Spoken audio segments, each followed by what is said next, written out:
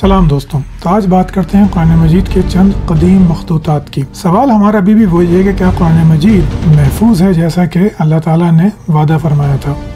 शुरू करते हैं पहले ये जानने के लिए कि ये डेटिंग की किस तरह जाती है, फिर कुरान मजीद के रस्मुल ख़त की डेवलपमेंट पर बात करेंगे। उसके बाद मैं आपको चंद मशहूर मखतूतात का मुख्तसर तारुफ दूँगा और आखिर में उन मखतूतात के बारे में बताऊँगा जिनको हज़रत उस्मान का कुरान माना गया पिछली कई सदियों से। जब तक साइंस ने आके कुछ तब्दीलियाँ नहीं की, मुसलमान यही मानते रहे कि फ़लाँ फ़लाँ और फ़लाँ कुरान मजीद वही कुरान है जो हज़रत उस्मान तिलावत फरमा रहे थे अपनी शहादत के वक्त। तो शुरू करते हैं। सबसे पहले ये स्क्रीन पे आप देख रहे हैं 3 चीज़ें लिखी हुई हैं। ये 3 मेथड्स हैं जिनसे किसी भी कदीम मखतूते की उम्र का तयन किया जाता है, ज़माने का तयन किया जाता है। एक के बाद एक मैं आपको इसकी डेफिनेशन बताता हूँ। तो पहले है पेलियोग्राफी। जैसे पेलियोंटोलॉजी होता है, ये भी पेलियोग्राफी एक ग्राफ यानी कि लिखी हुई चीज़, पेलियो यानी पत्थर का ज़माना। तो पेलियोग्राफी से मुराद ये होती है कि हम किसी रस्मुल ख़त का जायज़ा लें और उसके डेवलपमेंटल स्टेज को मुतय्यन करें। इसके कई तरीक़े होते हैं। जैसे अरबी की बात करें तो इसके तरीक़े हैं कि आप जहाँ अरबी बोली जाती थी उससे रिलेटेड जो इलाक़े थे वहाँ पे रस्मुल ख़त किस तरह था। फिर हमने, जैसे मैंने एक और वीडियो में बताया था कि जो स्टोन इंस्क्रिप्शंस होती हैं, जो काफ़िले गुज़रते थे अरब में, तजारती काफ़िले या सफ़र करने वाले काफ़िले, वो पत्थरों पे अपनी चीज़ें लिखते थे। कोई मर गया, उसको दफनाने के लिए लिख रहे हैं, देवताओं से दुआएं कर रहे हैं। उस रस्मुल ख़त की स्टडी से हम समझ सकते हैं कि अरबी का रस्मुल ख़त कैसे डेवलप हुआ और कैसे आगे बढ़ा। इस इल्म को पेलियोग्राफी कहते हैं, जिससे मखतूते पे मौजूद जो लिखाई है उससे हम उम्र का अंदाज़ा लगाते हैं। दूसरा है कोडेकोलॉजी। ये एक बड़ी टर्म है, इसमें बहुत सारी चीज़ें आ जाती हैं। मतलब स्याही कौन सी इस्तेमाल हुई थी लिखाई के लिए, ऑर्गेनिक थी या इनऑर्गेनिक थी। यानी ऑर्गेनिक से मुराद ये कि किसी जानदार पौधे या जानवर से वो स्याही बनाई गई थी, या इनऑर्गेनिक थी, इंसान ने कोई नया एलिमेंट बनाया था। ये देखा जाता है कि जो लिखने के जो हिज्जे है वो क्या चीज़ है, उसको लिखा किस तरह गया है। जैसे अगर हम अंग्रेज़ी की मिसाल दें तो अगर हम कहीं पे नाइट लिखा हुआ है और वो के से है तो हम समझ जाएंगे कि ये विक्टोरियन एरा से ताल्लुक़ है इस लिखने वाले का, क्योंकि वो नाइट की स्पेलिंग के से लिख रहा है। बाकी जगहों पे सी से है या फ्रेंच में किसी और तरीके से लिखा जाता है, वगैरह वगैरह। उसके अलावा देखा जाता है कि लफ्ज़ों को किस तरह फैला कर लिखा गया है। अगर बहुत जोड़ के लफ्ज़ लिखे हुए हैं तो हम समझ लेंगे कि ये उस ज़माने की बात हो रही है जहाँ पे जो थी गुरबत ज़्यादा थी, ये ड्राउट था, बारिशें नहीं हुई थी। क्योंकि जानवर कम होते हैं तो फिर खाल भी कम होती है, जब खाल कम होती है तो फिर कम आपके पास पार्चमेंट्स होती हैं जिसके ऊपर आप लिख सकें। इसको कोडेकोलॉजी कहते हैं। और आखिर में बहुत मशहूर मेथड आता है जिसको कहते हैं कार्बन डेटिंग। ये इन मेथड्स में से सबसे मशहूर है। मैं आपको मुख्तसर तरीन अंदाज में बताता हूँ कि कार्बन डेटिंग होती क्या है। हर जानदार चीज़ कार्बन से बनी है, इसकी बैकबोन कार्बन है। हमारी आबो हवा में कार्बन डाइऑक्साइड जो गैस होती है जिसमें कार्बन होता है, उसका तनासुब फिक्स्ड है, ये कभी बदलता नहीं। इंसान मरते हैं, जानवर मरते हैं, पौधे मरते हैं, डिकम्पोज होते हैं, नया कार्बन बदलता है, वो कार्बन फिर कार्बन डाइऑक्साइड बनाता है। लेकिन ओवरऑल आबो हवा में कार्बन डाइऑक्साइड का तनासुब फिक्स रहता है। यानी कि एक ऐसा मैट्रिक है जिसके अगेंस्ट हम चीज़ों को मेजर कर सकते हैं। अगर कोई चीज़ जानदार थी तो उसमें कार्बन का जो मॉलिक्यूल्स हैं, जो आइसोटोप्स में जब वो टूटते हैं तो उन आइसोटोप्स की उम्र से हम अंदाज़ा लगाते हैं। इसके 3 आइसोटोप होते हैं, लेकिन हमारी इंटरेस्ट के लिए सिर्फ 2 हैं, C12 और C14। C14 स्टेबल आइसोटोप है, वो बहुत लंबे अरसे के बाद ख़राब होता है या फ़ना होता है, फ़ना बेहतर लफ्ज़ है। और जबकि C14 जो है उसकी जिसको अंग्रेज़ी में कहते हैं हाफ़ लाइफ, वो मालूम है। ये अंदाज़न 5720 या 700 बरस मानी जाती है। यानी कि अगर किसी जानदार में मरने के बाद कार्बन या C14 के 100 आइसोटोप थे तो 5720 या 740 दिनों के बाद सालों के बाद वो जो है आधे रह जाएंगे, 100 से 50 हो जाएंगे। 1100 कुछ सालों के बाद वो जो 11,000 कुछ सालों के बाद वो फिर उस 50 से 25 हो जाएंगे। इस तरह हम कार्बन डेटिंग से जानदार चीज़ की उम्र का अंदाज़ा 50,000 साल के आसपास तक हम काफ़ी सही तरह लगा सकते हैं।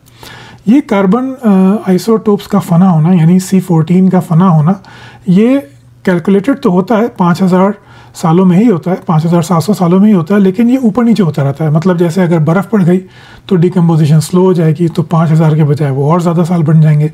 अगर वहाँ पे लावा फट गया, दर्जा हरारत बहुत बढ़ गया, तो फिर जो है वो फिर जो है वो उसके फना होने की रफ्तार थोड़ी बढ़ जाएगी।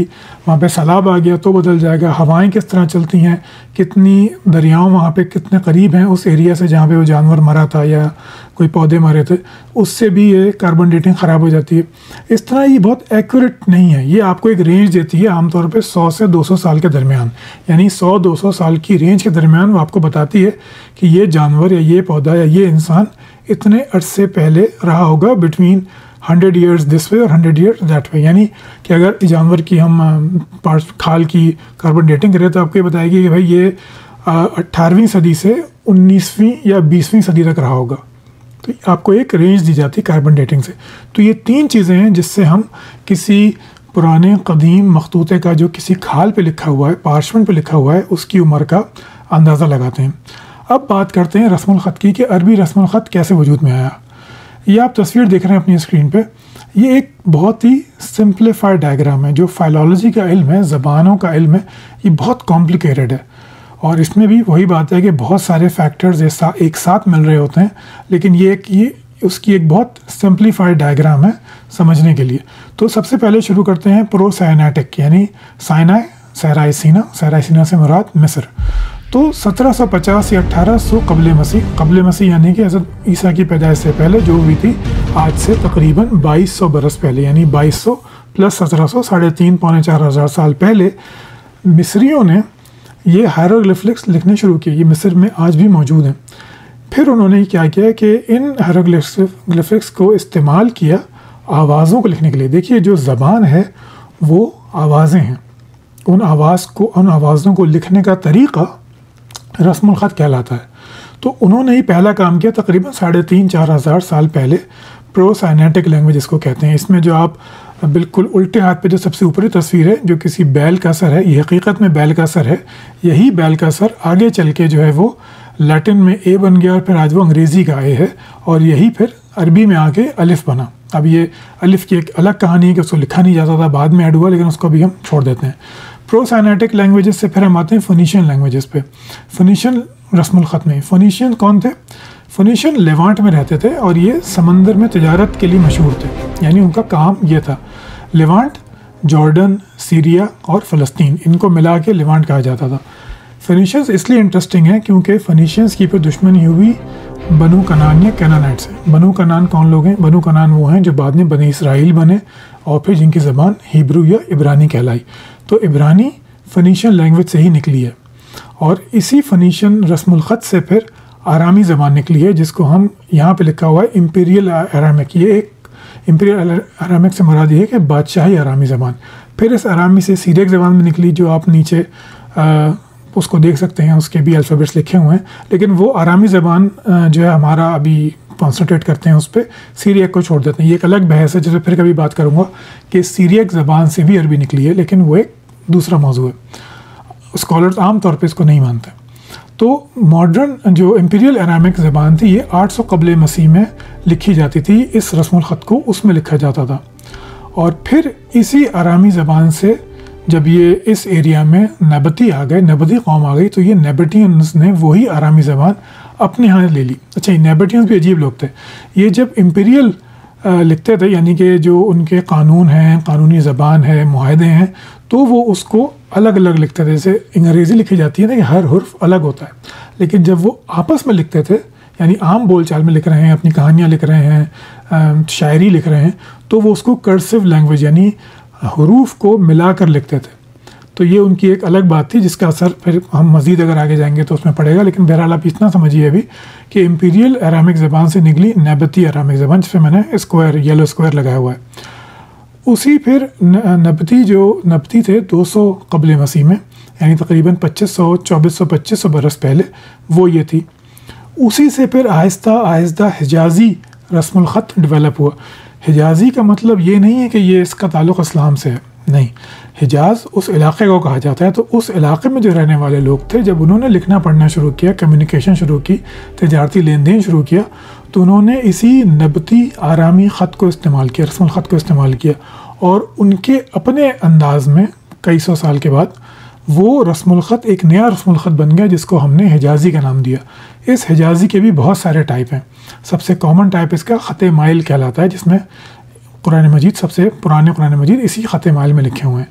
तो आरामी ज़बान थी, आरामी ज़बान से फिर वो नैबतियन अरामिक बनी। उस नैबतियन अरामिक से 600-700 साल बाद एक नया स्क्रिप्ट वजूद में आया जिसको हिजाज़ी स्क्रिप्ट कहते हैं। इसका टाइम यहाँ पे लिखा हुआ है 550 कॉमन एरा। आप सल्लम की पैदाइश है 571 की, तो 550 में ये रस्मुल ख़त आम हो चुका था। देखिए, कई रस्मुल ख़त साथ साथ चलते हैं। हम उसको जब कहते हैं कोई उसमें हम उसको साल देते हैं तो उसके शुरू होने का साल नहीं होता, वो उसके आम होने का साल होता है कि आम तौर पे लोग उसको इस्तेमाल करने लगे थे। जो कुरान मजीद भी फिर इसी हिजाज़ी स्क्रिप्ट में लिखा गया। फिर अरबी, फिर उसको मैंने अरबी कहना शुरू कर दिया, वो ज़बान अरबी थी वो। फिर वो स्क्रिप्ट आगे चलता है तो फिर वो ट्रांसफॉर्म होता है कूफ़ी स्क्रिप्ट में 650 के आसपास, यानी कि बनु उमय्या के दौर में कूफ़ी स्क्रिप्ट था। ख़ास बात क्या है इसकी? ख़ास बात यह है कि कूफ़ी स्क्रिप्ट वही स्क्रिप्ट है जो अगले 300-400 साल तक कुरान मजीद लिखने के लिए इस्तेमाल होता रहा। यानी कूफ़ी स्क्रिप्ट को फिर बनु उमय्या के बाद ख़ास कर लिया गया कि ये अब सिर्फ कुरान मजीद में लिखने के लिए इस्तेमाल होगा। देखिए, ये हिजाज़ी स्क्रिप्ट से निकला है, ये कोई नया स्क्रिप्ट नहीं है। नया तो है लेकिन ये हिजाज़ी स्क्रिप्ट से निकला है, क्योंकि कूफ़ा आप सल्लम के दौर में तो मौजूद ही नहीं था, ये तो बाद में बसाया गया। तो एक कूफ़ी स्क्रिप्ट जो है वो बाद में निकला और ये कुरान के साथ ख़ास हो गया। आगे देख चलते हैं। अब ये तस्वीर आप देख रहे हैं, ये इस पर मैं चाहता हूँ कि आप ज़रा ध्यान लगाइए। हिजाज़ी रस्मुल ख़त ऊपर है, इसमें तकरीबन 21 हरूफ हैं। असल में ये 16 या 18 हरूफ हैं। कई इसमें हरूफ हैं जो अदल बदल के लिखे जाते हैं एक से दूसरे तरफ के लिए, तो इस वजह से जो ओरिजिनल हरूफ हैं वो 16 या 18 हैं। तो कुरान मजीद जब पहली बार लिखा गया तो वो सिर्फ 16 या 18 हरूफ में लिखा गया था। जितनी भी आवाज़ें थीं उनके लिए इतने कम हरूफ मौजूद थे। आरामी ज़बान अरबी की तरह रिच ज़बान नहीं थी, क्योंकि अरबी तजारती ज़बान थी, तो उसमें बहुत सारी आवाज़ें थीं, बहुत सारे मुख्तलिफ उसके अंदर डायलेक्ट शामिल हो गए थे, बहुत सारी आवाज़ें शामिल हो गई थी। रस्मुल ख़त इतना मैच्योर नहीं था। तो कुरान मजीद जब लिखा गया तो हिजाज़ी स्क्रिप्ट में लिखा गया, फिर वो कूफ़ी रस्मुल ख़त में लिखा गया 650 ईस्वी के बाद, तब भी 21-22 ही उसके अंदर हरूफ थे। फिर वो अर्ली नस्ख यानी कि नवीं, ये नवीं असल में नहीं है, ये असल में 10वीं या 11वीं है। इस जिस ऑथर ने ये चार्ट बनाया उसने नवीं लिखा है, लेकिन ये 10वीं या 11वीं सदी की बात है। उसमें अर्ली नस्ख पैदा हुआ। अर्ली नस्ख क्या था? ये रस्मुल ख़त को उस शक्ल में लिखने की शुरुआत थी जिसमें हम उसको आज जानते हैं। अभी भी अगर आप गौर करें इसमें, तो जो अर्ली नस्ल लिखा हुआ है 900 कॉमन एरा पे, उसमें कोई भी नुक्ते वाले हरूफ नहीं है। वो मज़ीद कई सौ साल के बाद फिर डेवलप होते हैं। वो हमारी इस्लामी रवायत है कि हजाज नुक्ता डलवाए थे, ये था वो था, लेकिन अभी अगर हम कंटेम्प्रेरी एविडेंस के साथ इसको लें तो ये बात मुकम्मल साबित नहीं है, लेकिन इतनी ज़्यादा गैर साबित भी नहीं है, यानी इतनी दलाइल नहीं है, तो स्कॉलर उसको रद्द नहीं करते। यानी हिजाज़ी रस्मुल ख़त था, 16 या 18 हरूफ थे, और जब लिखे जाएँ तो वो कुछ चीज़ें डबल हो जाती थी, तो 21 या 22 थे। वही रस्मुल ख़त फिर कूफ़ी में आया, हरूफ उतना ही रहे। वही फिर अर्ली नस्ख जिसको कहते हैं उसमें आया। फिर वो मॉडर्न नस्ख में आया, जिस पर मैंने निशान भी लगाया हुआ है। अब आप देखिए कि उसमें बहुत सारे नुक्ते वाले हरूफ आ गए। ऐन गैन को अलग अलग करने के लिए नुक्ते लगा दिए गए, बा ता सा इसको अलग करने के लिए नुक्ते लगा दिए गए। फिर आ गया ये, फिर सबसे नीचे आप देखेंगे मॉडर्न नस्ख, जिसमें मज़ीद चीज़ें सबसे नीचे बाईं तरफ, तो उसमें आप देखें अलिफ मकसूरा आ गया वजूद में, हमज़ा वजूद में आ गया। हम ये जानते हैं कि हमज़ा जो है वो कुरैश के डायलेक्ट में मौजूद नहीं था, ये दूसरे डायलेक्ट्स में था। तो हमज़ा फिर लेकिन कुरान मजीद में शामिल कर दिया गया बाद में। अलिफ मकसूरा नहीं था, ये जो ता मरबूता है ये भी मौजूद नहीं था, ये जो अलिफ मकसूरा है ये भी मौजूद नहीं था। तो ये सब बाद के एडिशंस हैं। 11वीं सदी के आसपास ये तमाम अल्फाज फिर अरबी में आए, यानी कि रस्मुल ख़त में 16 या 18 हरूफ थे, फिर वो कई सौ साल के बाद वो 28 हो गए, जिनको आज हम जानते हैं। ये मुख्तसर तारीख़ थी, बहुत ही बेसिक, कि किस तरह अरबी रस्मुल ख़त एवॉल्व हुआ आरामी ज़बान से, फिर नबतियन अरामिक से, फिर हिजाज़ी में, फिर कूफ़ी से फिर नस्ख, फिर नस्ख से मॉडर्न नस्ख, फिर और मॉडर्न नस्ख जिसमें हरूफ जो हैं उन पर नुक्ते लगा दिए गए। फिर आखिरी तब्दीली आई जब उसमें ये बाकी चीज़ें, बाकी हरूफ शामिल किए गए, हमज़ा, अलिफ मकसूरा, ता मरबूता वगैरह वगैरह। तो ये आप चार्ट अब जो देख रहे हैं ये मैंने क्यों लगाया, ये आपको ये बताने के लिए दिखाया है कि इसमें भी रस्मुल ख़त स्टार्ट हो रहा है उल्टे हाथ पे। अगर आप देखें बाईं तरफ तो 170 ईस्वी से, यानी बिफोर कबल मसीह से।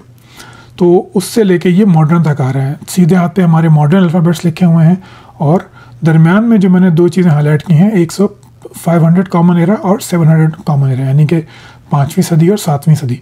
571 में आप सल्लम का वजूद आप पैदा होते हैं और 632 ईस्वी में आपका इंतकाल होता है। तो इन दो एरा के ज़माने में रस्मुल ख़त इस तरह का था।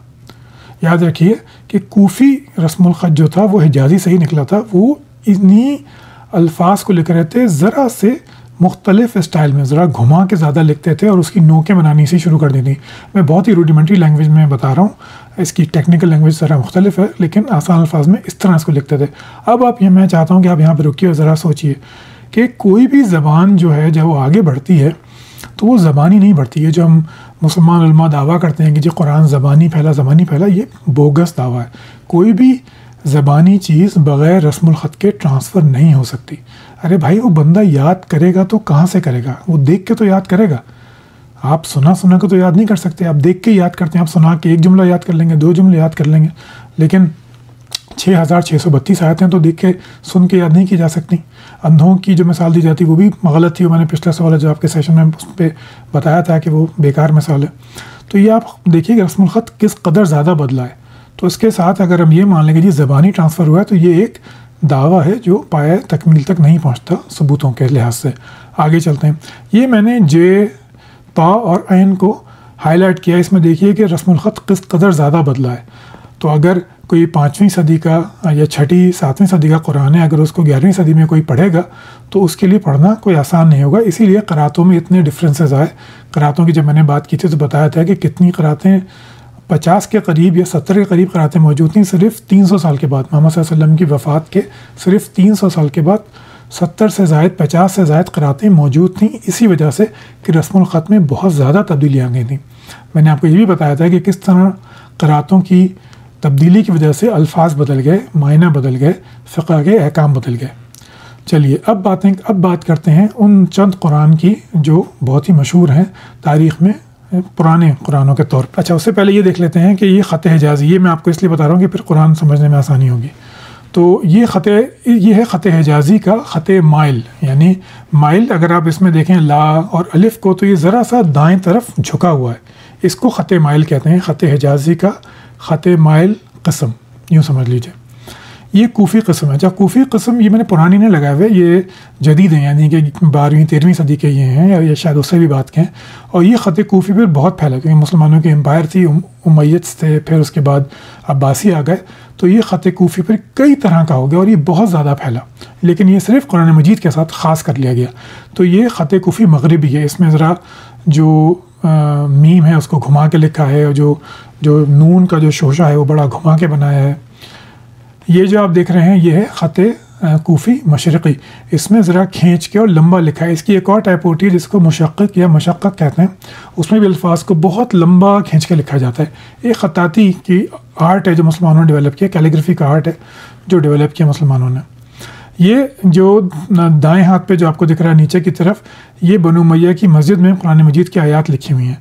और ये ख़त कूफ़ी की मुख्तलिफ़ अक़साम है जो मुसलमानों ने 7वीं सदी से लेकर 11वीं सदी तक, जब तक फिर वो नस्ख़ पैदा नहीं हुआ, ये अपनी इमारतों पे कैलीग्राफी वो इसी ख़त कूफ़ी से करते थे।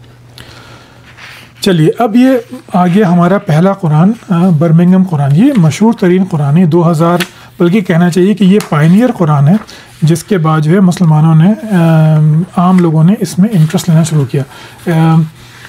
यानी बहुत ही अफसोस की बात है, ज़रा सा मैं साइड लगा रहा हूँ, लेकिन दिल चाह रहा है आपसे शेयर करने का कि जब मैं ये तारीख़ पढ़ रहा था तो मुझे अजीब सा एहसास हो रहा था। मैं उस वक्त एक्स मुस्लिम या मुलिद नहीं था।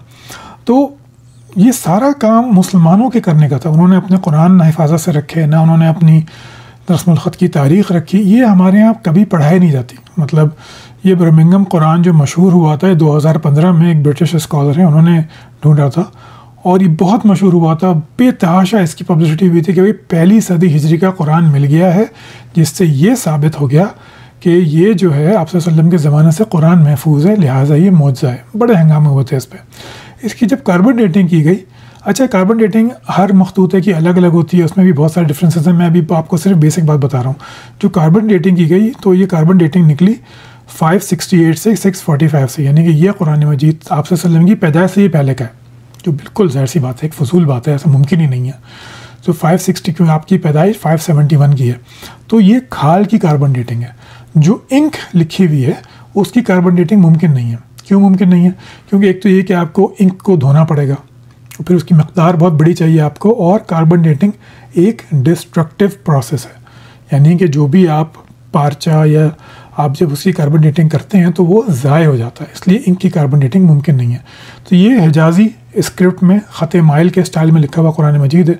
बर्मिंघम में उसके सिर्फ 4 सफ़हात हैं। जो ये कहा जाता है कि जी कुरान के महफूज होना साबित हो गया, मैं आपको दिखाता हूँ, इससे कुछ साबित नहीं होता। ये सिर्फ 4 सफ़हात हैं, जिसमें सूरह कहफ की चंद आयात हैं, सूरह तहा की और सूरह मरियम की कुछ आयात हैं। लेकिन ये तरतीब इसकी बहरहाल वही है जो आज मौजूदा कुरान की है। ये कुरान का शायद 1 या 2% होगा जो हमारे पास अभी मौजूद है। ये बर्मिंघम का कुरान है और ये बेइंतहा मशहूर है। एक और बात बताऊँ आपको कि ये कुरान मजीद ये आजकल मिंगाना की जो कलेक्शन है उसमें शामिल है। मिंगाना एक साहब थे जिन्होंने मखतूत जमा किए, ये मुसलमान भी नहीं थे, और इनको जो फ़ंड किया था वो फ़ंड किया था एक साहब ने जिनका आखिरी नाम था कैडबरी। आप सब लोगों ने चॉकलेट देखी हुई कैडबरी की, ये वही चॉकलेट वाले साहब हैं, यानी जो फैक्ट्री लगाई थी कैडबरी की उनके ये पोते हैं। इनका नाम भी कैडबरी था, असल पहला नाम मैं भूल गया, उनका नाम भी कैडबरी था। उन्होंने मिंगाना साहब को पैसे दिए, उनको सपोर्ट किया माली तौर पे, और फिर मिंगाना साहब ने ये कुरान मजीद जो है ये जमा किए। तो ये मिंगाना कलेक्शन में कहा जाता है इनको, ये आजकल वहाँ मौजूद है। आगे चलते हैं।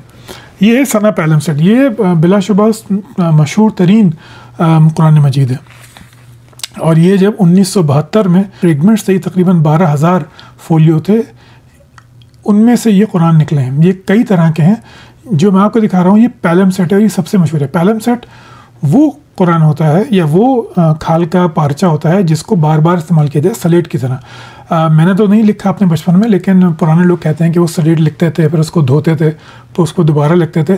तो ये पैलमसेट जो थे उन पार्चा जात को कहा जाता है जिन पर लिखा जाता था, फिर धो के उनको दोबारा इस्तेमाल किया जाता था।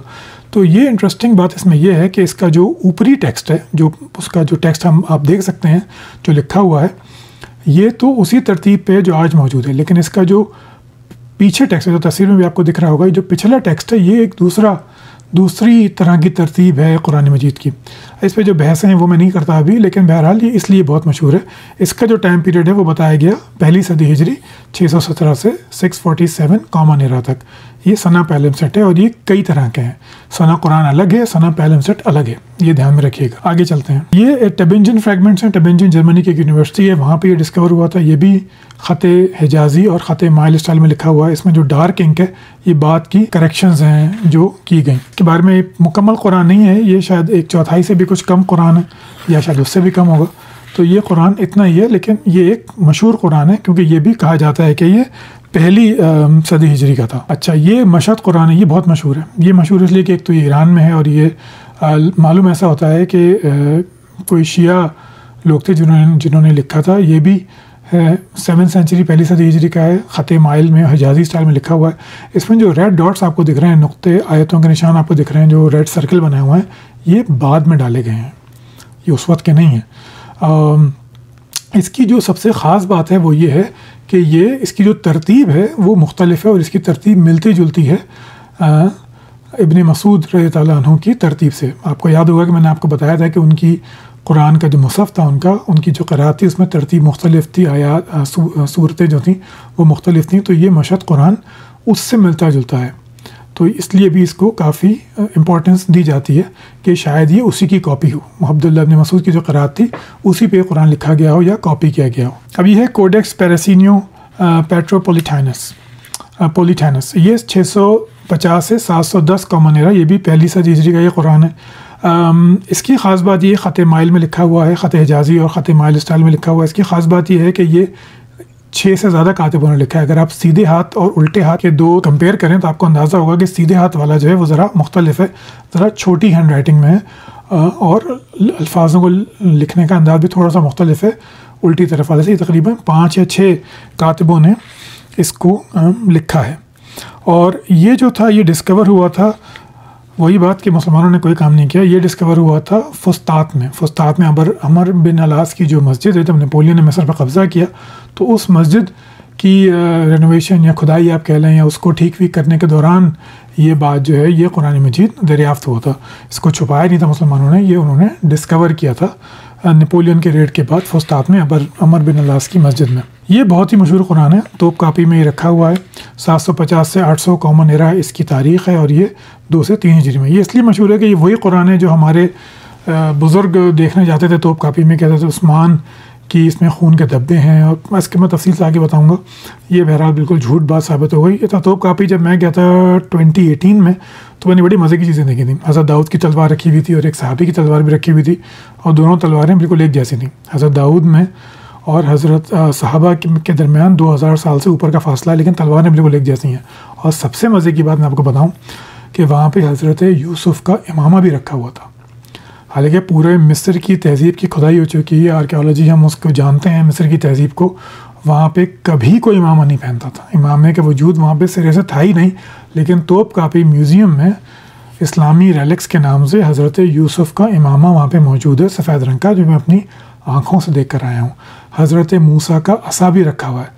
हज़रत तो अब क्या कहिए। बहरहाल आगे चलते हैं। ये कूफ़ी स्क्रिप्ट में लिखा है, यहाँ पे अब कूफ़ी स्क्रिप्ट आ गया। इसकी मैं एक और तस्वीर दिखाता हूँ आपको। ये कूफ़ी स्क्रिप्ट में लिखा है और ये भी 5 से 6 कातिबों ने इसको लिखा है। ये एक कातिब के हाथ का काम नहीं है।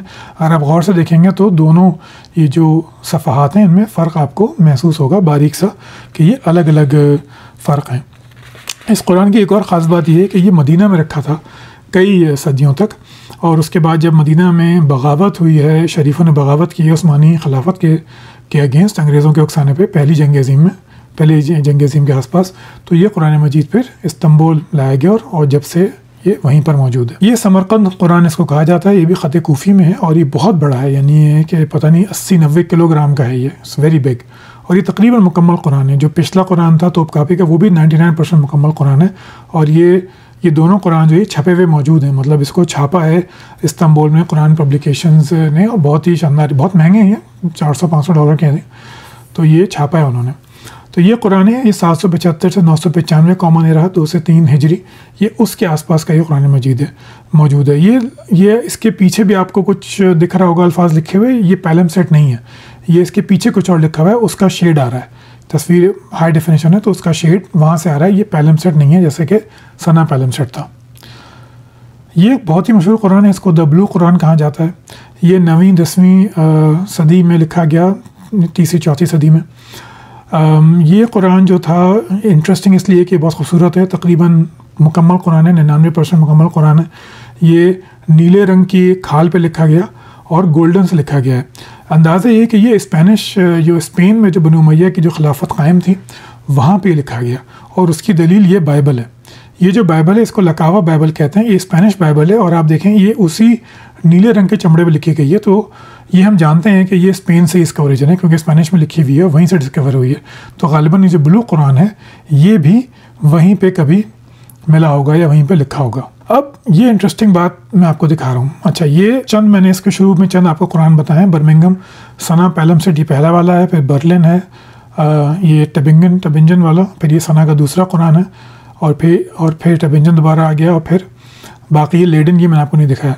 इसमें अब आप इस पे गौर कीजिए, जो पहले 4 कुरान हैं उनकी आप कार्बन डेटिंग देखिए कि उसमें और पेलियोलॉजी डेटिंग में कितना फ़र्क है।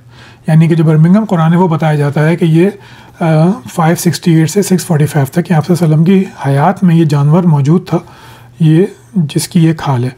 लेकिन जब हम इस पे इसके लिखे हुए स्याही का, रस्मुल ख़त का तज्ज़िया करते हैं तो अंदाज़ा होता है कि ये शायद अब हज़रत अबू बकर की या उमर की या उस्मान रज़ियल्लाहु अन्हुमा की खिलाफत में शायद लिखा गया होगा। जो सना पैलम सेट है जिसके बारे में था कि नहीं ये भी पहली सदी हिजरी का है, वो भी 8वीं सदी हिजरी का लगता है, जब उसकी हम पेलियोलॉजिकल डेटिंग करते हैं, यानी रस्मुल ख़त का स्टाइल, स्याही का इस्तेमाल, लफ्ज़ों के दरमियान फासला, लफ्ज़ों को लिखने का स्टाइल, उससे अंदाज़ा होता है कि ये शायद काफ़ी उसके बाद का है। और सना का जो दूसरा चौथा नंबर है वो भी लगता है कि अर्ली 8th सेंचुरी का है। तो ये कार्बन 14 डेटिंग किसी हाल में भी हतमी नहीं होती, और पेलियोलॉजिक डेटिंग जो है वो ज़्यादा काबिल एतमाद है, क्योंकि इसके बारे में हमारे पास बाकी ज़राए मौजूद हैं। कंटेम्प्रेरी एविडेंस मौजूद हैं, पत्थरों पे जो इंस्क्रिप्शंस हैं वो मौजूद हैं, बाकी ज़बानों में बाकी मज़ाहिब की ज़बानों में जो लिखा गया है वो मौजूद है। तो हम उस रस्म ख़त की स्टडी कर सकते हैं। तो उससे ऐसा मालूम होता है कि ये जो मखतूतात हैं ये उस उम्र से कम पुराने हैं जितना कि कार्बन डेटिंग में दिखाया जा रहा है। अब आते हैं कुरान मजीद जिनको उस्मानी कुरान कहा गया। ये अफसोसनाक बात है कि सही मामू बनाया है हमारे उलमा ने मुसलमानों को सदियों तक। बहुत सारे कुरान, मैं सिर्फ आपको 6 दिखा रहा हूँ, ये बहुत सारे कुरान हैं जिसको हज़रत उस्मान का कुरान बताया गया। मज़े की बात यह है कि उस पर खून के छींटे भी डाल दिए गए। तो सीधे हाथ की तरफ आप देख रहे हैं तो काफ़ी कुरान है जो मैंने आपको पिछला दिखाया, ये ख़त कूफ़ी में लिखा हुआ है। मुमकिन ही नहीं कि हज़रत उस्मान के ज़माने में हो। ये हज़रत उस्मान जो हैं वो तो वफ़ात पाते हैं 670 के आसपास, 660 के आसपास, और जबकि ये जो है ख़त कूफ़ी है 650 के बाद लिखना आता है। तो ये तो मुमकिन ही नहीं है कि उनका कुरान जो वो तिलावत कर रहे हों। फिर ये ताशकंद कुरान है, ये भी नहीं हो सकता। ये 7-8वीं सदी के आखिर में इसकी डेटिंग आती, कार्बन डेटिंग से ही लगता है ख़त। और ये नए अल्फाज के दरमियान फासला है, तो ये बहुत सारी, ये मैंने बताया 80 किलो का एक करीब ये कुरान है। तो ये मुमकिन ही नहीं कि वहाँ पे उस वक्त मुसलमान इतने पैसे हों उनके पास कि वो इतने जानवर हों उनके पास कि वो इतने ज़्यादा जानवर ज़िबा करें ये बनाने के लिए। नहीं, 100 से ज़्यादा आपको भेड़ें चाहिए जो है वो एक कुरान लिखने के लिए। यानी अगर आप छोटा छोटा लिख रहे हैं, अगर आप इतना बड़ा लिखेंगे तो पता नहीं कितनी चाहिए होंगी। आगे चलिए, ये 2 कुरान है ये। अच्छा, इनके कोड ने मैंने नहीं लिखे, मैं सिर्फ आपको ये बता रहा हूँ कि कुरान मजीद कहाँ महफूज है। तो ये सेंट पीटरबर्ग रशिया में ये कुरान मौजूद है, जहाँ पे जिसको बताया कि हज़रत उस्मान का कुरान है। सीधे हाथ की तरफ ये इस्लामी आर्ट म्यूज़ियम इस्तांबुल में कुरान मौजूद है। इनमें ख़त कूफ़ी है, नुक्ते भी मौजूद हैं, तो लाजमी 9वीं सदी के बाद का है। फिर सूरतों के दरमियान तफरीक मौजूद है, नाम लिखे हुए हैं, ये भी बात की चीज़ें हैं। तो ये भी नहीं हो सकता कि ये हज़रत उस्मान का कुरान हो, लेकिन ये कुरान माने गए हैं। यानी जिस तरह आज हमारे यहाँ नहीं होता मुँह मुबारक की जनाब रूनुमाई हो रही है, हर जगह मुँह मुबारक पहुँचा हुआ है, तो ये वैसे ही बातें हैं कि मुसलमानों ने तहक़ीक़ वगैरह कुछ नहीं की, सिर्फ आप तो लोगों को मामू बनाया। ये अल हुसैन, ये भी बहुत मशहूर कुरान है, इसको मैंने आप दिखाया नहीं, लेकिन ये भी उस्मानी कुरान है, अल हुसैन मस्जिद कायरा में मौजूद है, डिस्कवर हुआ था वहाँ से। और ये भी तकरीबन मुकम्मल कुरान है, और ये भी 8वीं सदी के आसपास ही लिखा गया। ये उस्मानी कुरान, ये भी एक और कुरान है जो माना गया, ये भी कूफ़ी, अर्ली कूफ़ी स्क्रिप्ट है, उसमें लिखा गया। और इसमें अगर आप सीधी तरफ देखें, उल्टी तरफ देखें बिल्कुल कोने पे, तो वहाँ पे लिखा हुआ है, ये शायद वक्फ़ की सील है कि ये वक्फ़ किया था, किसी ने दिया था तोहफे में किसी को, या उसको वक्फ़ किया था किसी म्यूज़ियम में या किसी बादशाह के लिए या किसी लाइब्रेरी में, तो उसकी तारीख़ शायद लिखी हुई है। तो ये सारे कुरान जो थे ये उस्मानी कुरान, 6 कुरान थे, 5 कुरान हैं जो उस्मानी कुरान बताए गए, और इनमें से कोई भी उस्मानी रस्मुल ख़त नहीं है। जाने से पहले बस मैं आपसे ये कहना चाहूँगा कि ये सब आपने देख लिया, क़राअतों की वीडियोस भी आप देख चुके। अब आप अपने आप से ये पूछिए, क्या ये मुमकिन है कि कुरान मजीद रस्मुल ख़त की हिफाजत के साथ ज़बानी तौर पर मुंतक़िल हुआ हो? ये तकरीबन नामुमकिन है। अगर मुझे वक्त मिला तो मैं अगली वीडियो में एक और वीडियो बनाऊँगा जिसमें जो उसमें तहरीफ़ पे जो काम हुआ है, ये भी नॉन मुस्लिम्स ने ही किया है कि कुरान मजीद में कहाँ कहाँ तहरीफ़ से मुराद है करेक्शन, यानी उसको लफ्ज़ को काट कर नया लफ्ज़ लिखा, एडिशन किया, कुछ मिटा दिया, वो कितने मखतूतात में की गई है, उसकी कितनी एविडेंस मौजूद है।